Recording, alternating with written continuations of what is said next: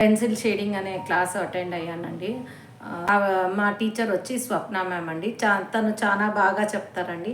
నాకు ఈ drawing art అంత ఇంట్రెస్ట్ ఉంది. ఇంట్లో చూస్తే అసలు అంతగా ఉండదండి డ్రాయింగ్. ఇదేమి ఊరికే సర్కల్స్ రాసి షేడ్ చేశారా అనిపిస్తుంది. బట్ ఆ ఇంప్రూవ్మెంట్ అనేది మీకు నెక్స్ట్ పిక్చర్లో కనిపిస్తుందండి. సో ఇక్కడ చూడండి, ఒక వంకాయ గీసి వంకాయ షేడింగ్ అనేది అసలు నాకే ఆశ్చర్యం వేసింది, ఇంత బాగా వస్తుందా షేడింగ్ అంటే అనేసి. సో ఇది నీడ్ అండి, లైట్ ఫోకసింగ్ పైన నీడ్ అండి.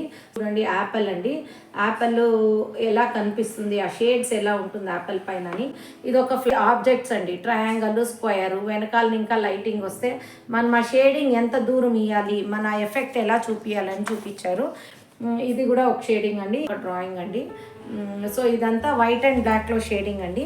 1 monthలో ఇంతంతా మేము నేర్చుకున్నామంటే మాకే ఆశ్చర్యంగా ఉంది. So thank you Swapna ma'am, thank you very much.